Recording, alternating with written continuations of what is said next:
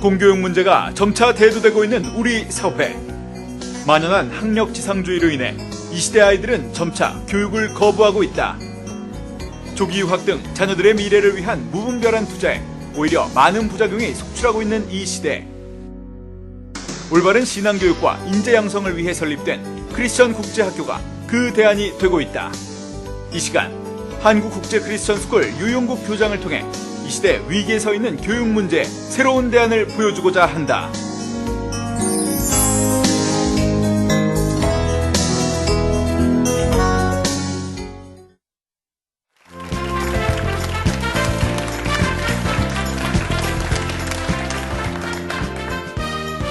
한국국제크리스천학교의 유용국 목사입니다. 여러분 만나 뵙게 돼서 대단히 반갑습니다. 근데 저를 한번 따라해 보시겠어요? 크리스천 학교는 성경적입니다. 크리스천 학교는 가장 탁월한 학문을 가지고 있습니다. 탁월한 할 때는 한번 이렇게 해보세요.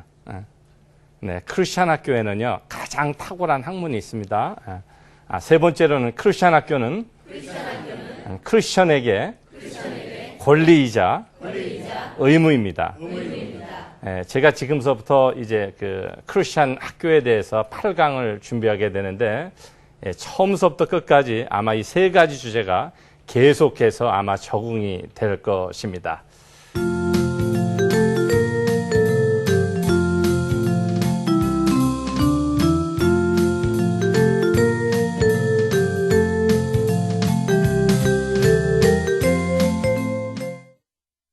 제가 한국에 들어와서 이렇게 보니까요, 그 많은 분들이 저에게 상담으로 와요. 학부모들이 상담이 와서 그 대부분의 상담이 뭐냐면은 우리 아이가 지금 사춘기를 겪고 있습니다. 사춘기를 겪고 있는 부모에게 이렇게 반항도 하고 아이가 자꾸 이렇게 문제가 많이 일어나는데 그 어떻게 하면은 좋겠습니까? 라는 이런 질문을요, 뭐 100이면 90, 뭐 95명 이상의 학부모들이 와서 이 주제를 가지고 얘기합니다. 그 주제를 답하는 것은요, 제가 미국에서 이제 크리스천 학교에서 경험을 보면은 크리스천 안에 성경적인 기준을 가지고 자라난 학생들은요 사춘기라는 걸 겪지 않습니다. 여러분 성경에 사춘기라는 얘기가 나옵니까? 성경에도 사춘기라는 말이 없고요. 오히려 예수님도 어렸을 적에 지혜가 자라나고 키가 자라난다고 이렇게 말씀하고 있습니다. 성경적인 분명한 기준을 가지고 있는 학생들은요, 이 사춘기를 겪지 않습니다. 오히려 이 사춘기에요, 자기가 무엇일까라고 하는 정체성을 가지고 나는 앞으로 미셔너리가 되겠습니다. 나는 앞으로 이렇게 닥터가 돼가지고서 정말 미션을 하겠습니다 하는 자기의 구체적인 계획까지도 결정이 되는 게 이 사춘기입니다. 그래서 중요한 것은 뭐냐면 그들이 그냥 당연히 사춘기를 맞이하는 것이 아니라 성경적인 기준을 가지고 성장하지 않았기 때문에 결과론적으로 사춘기를 분명히 겪게 되는 것입니다. 이런 것들을 제가 볼 적에 얼마나 마음이 아픈지 몰라요. 우리나라에 지금 이렇게 많은 현상들이 이렇게 보게 되면 이 세속적인 철학과 사상들이 너무나 많이 들어와 있어요. 사춘기도 마찬가지입니다. 당연히 겪는 것이 아니라 그 성경적인 기준이 없기 때문에 아이들을 이게 겪어 나가게 되는 것입니다. 여러분, 자녀들에게 성경을 가지고 성경적인 기준을 가지고 분명히 교육하시기를 바랍니다. 사춘기라는 것을 겪지 않기를 바랍니다. 네. 성경적인 기준을 가지고 얘기할 적에, 크리스천 학교를 가지고 얘기할 적에 가장 먼저 이해되어져야 되는 부분이 있는데, 그건 바로 우리가 이것을 갖다가 분명히 정해야 됩니다. 뭐냐면 왜 우리가 자녀들을 교육하는가에 대한 이유를 분명히 할 필요들이 있어요. 이것을 다른 말로 얘기하면 교육 철학이라고 이렇게 얘기합니다. 교육 철학은 두 가지로 나눌 수가 있는데, 하나는 세상 사람들은 자기의 성공을 위해서 이렇게 교육을 받아요. 그런데 크리스천은요, 모든 계획들이 온전히 하나님의 영광을 위해서 이 교육 철학을 갖는 것이 여러분 대단히 중요합니다. 고린도전서 12장 10절을 보면 너희가 무엇을 하든지 하나님의 영광을 위해서 하라고 이렇게 말씀하고 있습니다. 이 두 가지가 이 철학을 갖다가 두 가지 중에 하나를 갖는 게 얼마나 중요하냐 보세요. 자기 성공을 위해 하겠다고 하는 그 목적을 가지면요, 정말 사탄이 들어와서 이렇게 활동할 수 있는 범위가 굉장히 쉬워집니다. 왜냐하면 목적 자체가 자신이고 목적 자체가 자신의 성공이기 때문에 뭐 쉽게 이렇게 공격을 할 수가 있습니다. 그러나 목적 자체가 하나님의 영광을 위해서 한다고 하면 하나님이 그 기준을 따라서 그 자녀들을 갖다가 이끌어 가게 됩니다. 그래서 분명한 것은 이 철학을 갖다가 교육을 하는 목적을 갖다가 분명히 하는 것이 너무나 중요합니다. 그런데 우리나라 대부분의 이렇게 제가 상담을 하다 보면 왜 자녀들을 교육합니까? 라는 이 목적보담도 방법론적인 것을 굉장히 많이 얘기해요. 그래서 아이에게 좋을 것 같으면 합니다. 여러분, 고난이라고 하는 것도요, 굉장히 유익합니다. 고난이라고 하는 거, 어렵다고 하는 것도요, 신앙적으로는 아주 유익할 수가 있습니다. 기준은 뭐냐면 상황적인 것이 아니에요. 그냥 좋다 그래서 다 하는 것이 아니라 이 분명한 철학을 가지고 이렇게 가는 것이 대단히 중요합니다. 이 교육 철학은 또한 분명한 교육 철학을 가지고 있으면요, 교육 철학은 결과를 만듭니다. 저는 이렇게 많은 학생들이 유학을 가는 것을 이렇게 보아왔고, 제가 미국에 있으면서도 10년 이상 미국에 있으면서도 많은 유학생들이 이렇게 왔어요. 근데 어떤 학생들은 유학에 있어서 유학에 와서 잘하기도 하지만 유학에 와서 많은 실패를 경험하는 학생들이 더 많습니다. 아니, 거의 대다수입니다. 왜냐하면 그것이 어떤 방법론적인 것보다도 그들이 가지고 있는 생각의 기준이 다르기 때문에 유학을 와서 많이 실패하는 경우를 볼 수가 있습니다. 여러분, 제가 이렇게 유학이라고 하는 거는요, 학생들이 멀리 가서 공부하는 거는 제가 본 경험으로서는 하나님의 섭리 안에 유학을 보내시더라고요. 그리고 학교를 가야 될 학교를 이 학생들이 가게 하고 가서 만나야 될 사람들을 이렇게 만나게 하면서 아이가 기독교적인 세계관을 가지고 이렇게 성장해 갑니다. 분명히 하나님의 섭리 안에서 이렇게 이루어집니다. 그런데 그렇게 섭리 안에서 이루어지는 학생들은요, 분명한 자기의 교육의 목적을 가지고 이렇게 움직이는 학생들이 유학에서도 하나님이 섭리해 갈 수가 있는 것입니다. 여러분, 분명한 여러분의 교육의 목적을 가질 수 있기를 바랍니다. 왜냐하면 교육 철학이, 교육의 목적이 바로 결과를 갖다가 만들기 때문입니다. 제가 우리 학생들이 학교에 면접을 할 적에요, 하나 물어보는 것이 뭐냐면, 너 앞으로 뭐 될래? 이렇게 하고 한번 물어봅니다. 그럼 그 아이들도 두 가지 중에 하나야. 앞으로요, 내가 의사가 될 거야. 의사가 되는데 한 아이는 의사가 왜 되니 하면 돈을 많이 벌잖아요. 편하게 살 수 있잖아요. 그리고 다른 학생들은, 또 어떤 학생들은 의사가 돼서, 목사님, 저는 정말 미션을 하고 싶습니다. 정말 미션 현장에 가니까 불쌍한 애들이 너무 많아서 그들을 향해서 미션하고 싶습니다. 학생들도 보게 되면 교육의 목적과 이것이 두 갈래로 이렇게 나눠지게 됩니다. 이 교육의 철학을 이룰 수 있는 여러 가지 모든 이제 학교에서 이루어지고 우리 가정에서 이루어지는 것에서 이 교육의 철학이 기본이 되게 됩니다. 그래서 교육의 철학을 분명히 할 수 있기를 바랍니다. 여러분의 자녀를 교육하면서 여러분이 무엇을 하든 하나님의 영광을 위해서 하고 하나님이 여러분과 가정해 준 목적을 갖다가 분명히 해갈 수 있기를 바랍니다. 그래서 저는 가끔가다 그런 얘기해요. 그 가정의 철학의 수준이 그 가정의 수준이다. 그 학교가 가지고 있는 교육 철학의 수준이 바로 그 학교가 가지고 있는 수준이라고 이렇게 얘기합니다. 제가 마합존스 대학을 지금 잠깐 예를 드리겠는데요. 미국에서는 맨 처음엔 크리스찬 학교들이 다였었어요. 교육에 다였고 전부였어요. 그래서 성경을 가리키고요. 성경을 통해서 다른 과목을 가리키는 게 미국의 초반기 역사에서 전부였었습니다. 근데 1930년도에 들어오면서 이 산업화가 되게 되면서 이제 세속적인 사상들이 들어오기 시작하는 거예요. 그때부터 공교육과 이것이 나눠지게 됩니다. 크리스찬 학교가 나눠지게 됩니다. 그리고 정말로 분명히 나눠지는 시기는 뭐냐면 케네디 정부 시절입니다. 존 F 케네디가 1961년서부터 1963년도까지 이렇게 정치를 했는데 1962년에 어떤 판결이 내려지냐 하면은 이제 공립학교에서도 아이들이 성경을 배울 수가 없는 환경에 다다르게 됐어요. 공립학교에서도 기도를 할 수가 없어요. 만약 기도와 성경을 배운다고 하면요, 대법원 가서 판결을 받아야 되는 그런 상황이 있었습니다. 그때 미국의 많은 크리스천 학교들이요 모여서 크리스천 학교 연합회를 만들고 자체 나름대로의 이 기독교 교육이라고 하는 것이 초기로 돌아가자. 이 기독교 교육이라고 하는 것은, 기독교 학교 교육이라고 하는 것은 크리스천의 커다란 권리이자 의무 있는데 이것을 공교육에 막 이렇게 들어오게 되면서 이들이 연합체를 이뤄가게 됩니다. 밥 존스 대학에서도 그들이 그러면서 1970년도에 학교의 운영자들과 교수들이 전부 모입니다. 그러면서 이 크리스천 학교를 갖다 학문적으로 정리해 가기 시작하는데 그들이 맨 먼저 했던 게 뭐냐면 이 교육 철학입니다. 근데 이 교육 철학을 하나 만드는데 몇 년이 걸렸냐면 3년이라고 하는 시간이 걸렸습니다. 그 많은 사람들이 교육 철학을 정리하는 데만 이게 3년이 걸렸습니다.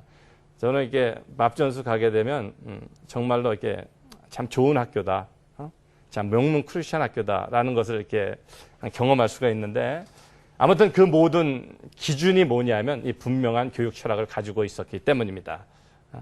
바른 교육 철학을 가지고 있고 하나님 앞에 바른 목적을 가지고 있으면 하나님께서 분명히 그렇게 인도해 가십니다. 이 교육 철학이 모든 그 학문과 모든 커리큘럼과 모든 것에 이렇게 기초가 됩니다. 그리고 이제 이 시간부터 제가 여러분하고 나누고자 하는 게 뭐냐면 기독교 세계관에 대해서 제가 이제 나누기를 제가 바랍니다. 제가 서두에 밥 존스의 이런 역사적인 배경을 설명한 것은 앞으로의 강의에 여러분들에게 많은 도움이 되게 될 것입니다. 기독교 세계관이라고 한다면 많은 사람들이 이 부분에 대해서 오해하고 있어요. 우리는요, 성경이 뭐라고 하는 기준을 갖다가 분명히 알 필요가 있습니다. 성경은요, 신앙생활을만을 위해서 있는 성경이 아닙니다. 기독교 세계관이라고 하는 것은 성경적인 기준이 신앙뿐만이 아니라 삶에도 적용이 돼야 되고요, 문화에도 적용이 돼야 되고요, 역사에도 적용이 돼야 되고, 교육에도 적용이 되고, 학문에도 적용이 돼야 됩니다. 다시 말해서 한마디로 정의하지만 삶의 모든 영역에 성경적인 기준을 가지고 있는 것이 바로 기독교 세계관입니다. 근데 우리나라에서 이렇게 안타까운 것 중에 하나는 뭐냐면, 그 성경이 그냥 교회 가서 신앙 생활을 하는 데만 그냥 도움이 된다라고 이렇게 생각하는 것이 이렇게 좀 마음이 아픈 것 중에 하나입니다. 여러분, 디모데후서 3장 17절을 보면 어떻게 말씀하고 있냐면, 하나님의 사람으로 온전하게 하며 모든 선한 일을 행할 능력을 갖추게 하려 함이라고 말씀하고자, 모든 선한 일을 갖다가 갖추게 하기 위해서 바로 성경이 필요한 겁니다. 신앙생활뿐만이 아니라, 그래서 이 성경적인 기준이 문화에도 적용이 돼야 되고 역사에도 적용이 돼야 되고 학문에도 이렇게 적용이 되어줘야 하는 겁니다. 저를 한번 따라해 보시겠어요? 선한 일을, 모든 선한 일을 행할 능력을 갖추게 하려 함이라. 네, 이제 어떻게 성경적인 기준이 이제 적용되어져 가는 것을 여러분 이제 같이 한번 보시면서 저하고 이렇게 나누어 보도록 하겠습니다. 여러분, 이거는 저희 학교에서 학생들이 배우는 국민학교 1학년 교재입니다. 쉬워서 이 책을 선택했는데, 이게 사이언스의 과학 1학년 책입니다. 보게 되면 뭐라고 써있냐면, God gave you five senses. 하나님이 사람들에게 5가지의 감각을 줬다고 이렇게 설명하고 있습니다. 그래서 see, touch, taste, hear, smell, 이렇게 5감을 설명하고 있고요. 이제 다음 페이지로 이렇게 넘어가 보도록 하겠습니다. 다음 페이지로 넘어가게 돼도 모든 5감을 설명하는데 먼저 성경을 얘기하고 학문을 다루기를 시작합니다. 시편 94편 9절을 보게 되면 He that formed the eye shall not see. 그렇죠? 눈을 만드신 분이 보지 않겠느냐라고 설명하고 있어요. 자, 다음 페이지로 한번 넘어가 봅니다. 자, 타칭도 마찬가지예요. 마태복음 14장 36절에서 타칭을 어떻게 하고 있는가를 설명하고 있는 다음에 학문적으로서 이것을 설명하기 시작합니다. 그래서 touch your desk, Is it hard or soft? 그렇죠? 한번 그 데스크를 한번 만져봐라. 이것이 딱딱하냐? 딱딱하지 않느냐? 그래서 성경과 학문을 이렇게 같이 적용해 가기 시작합니다. 다음 페이지를 한번 넘어보시죠. 이거는 학생들이 배우는 그 수학책입니다. 매스 책이에요. 아까는 과학책이고 수학책인데 여러분 한번 이 문제를 같이 한번 풀어보시기 바랍니다. 자, 저걸 보게 되면 Jen and Jane이 each received $25 for their birthday. 생일 선물로 둘이 그 25불씩 한 사람씩 받았대요. 그러면 얼마죠? 50불. 역시 빠릅니다. 이제 50불이에요.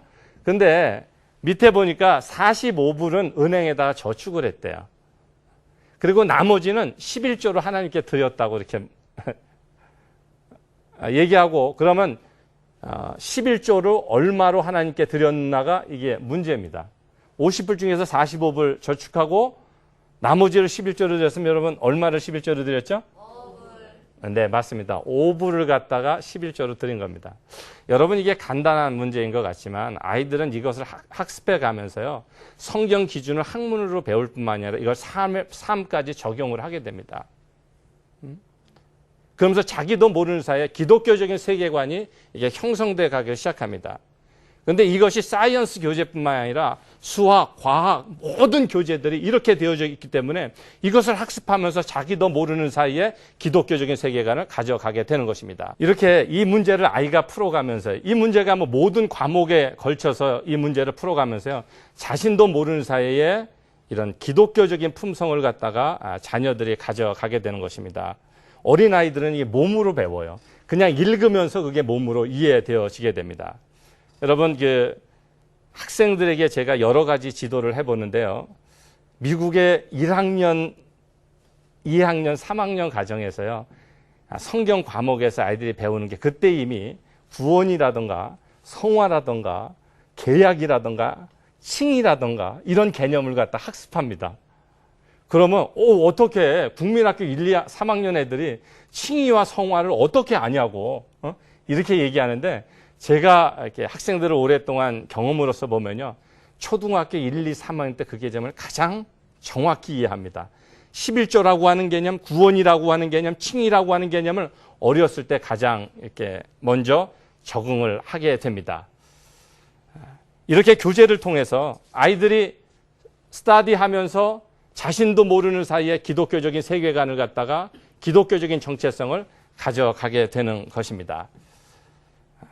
두 번째로 크리스찬 그 교재를 보면요. 두 번째 특징이 있어요. 그 특징은 뭐냐면 학문적으로도 이렇게 탁월하다고 하는 거였어요. 제가 처음에 말씀드렸죠. 첫 번째 성서적이고 그다음에 뭐야? 학문적으로 탁월하다고 하는 것입니다.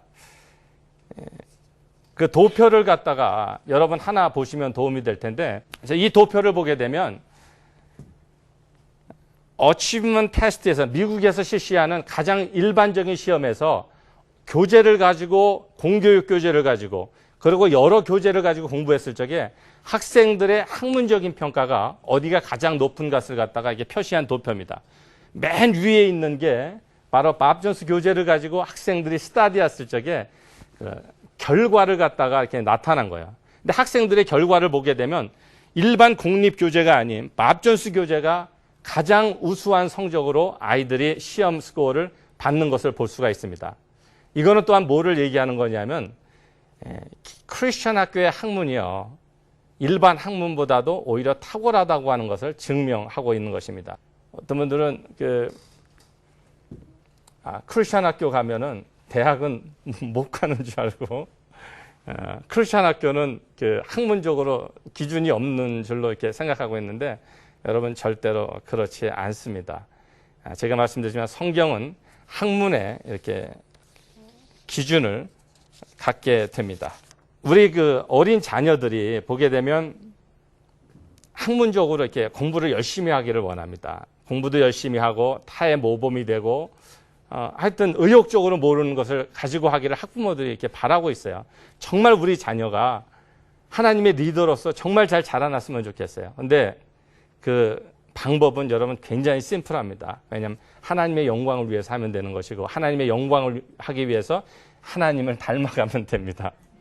예수님을 닮아가면 됩니다. 예수님을 닮아가면요. 거기서 능력이 나오고요. 하나님이 그 아이를 지도해 가기를 시작합니다.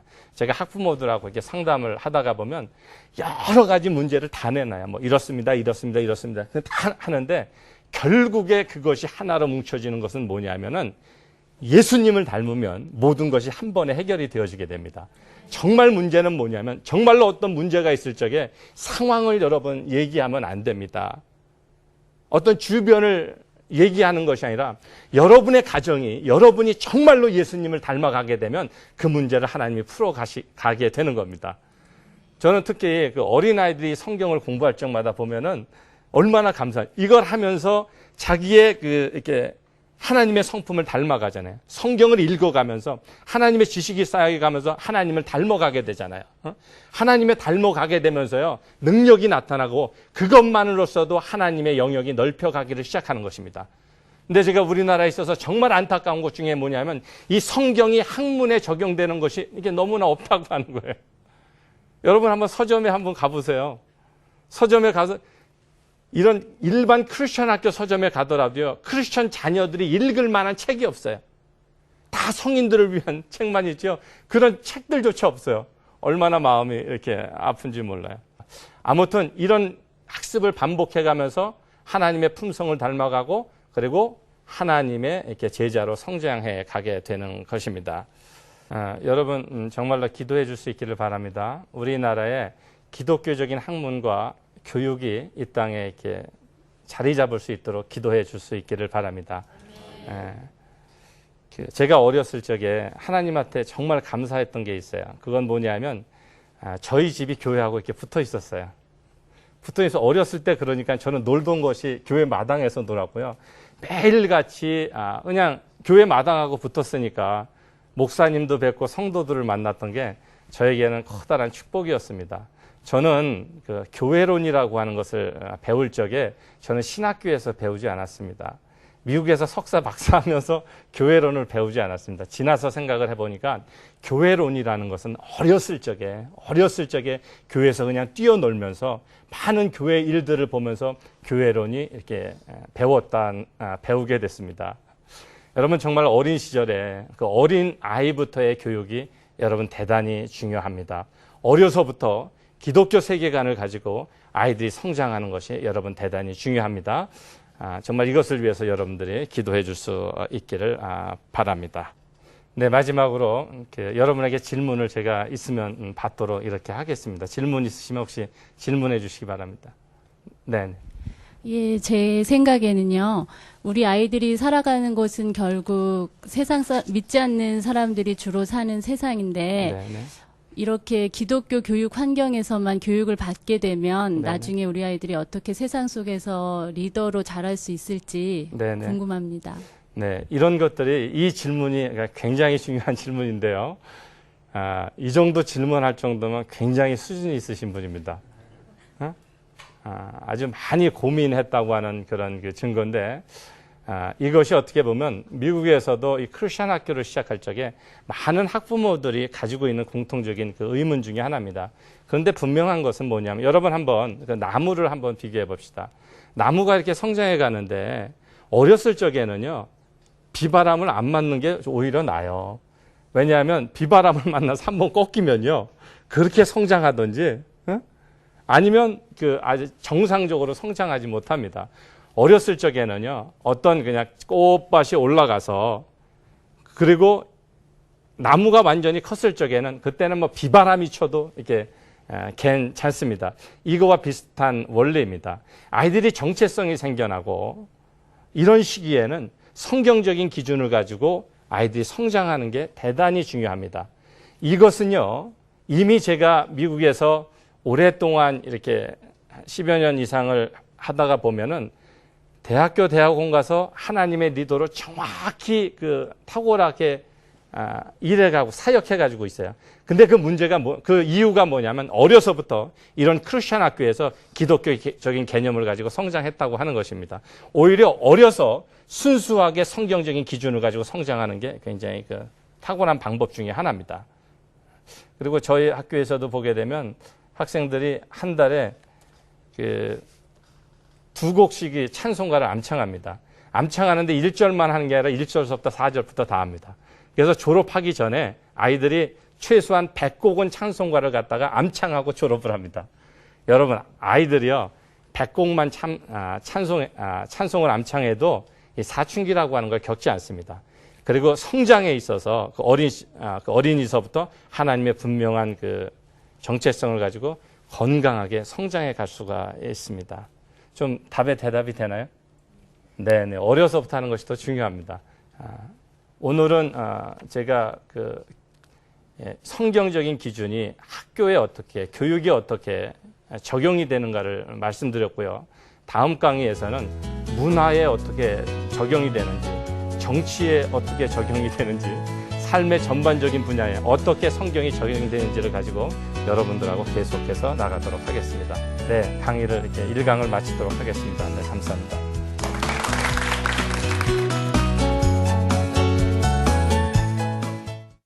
크리스천 학교는 성경적입니다.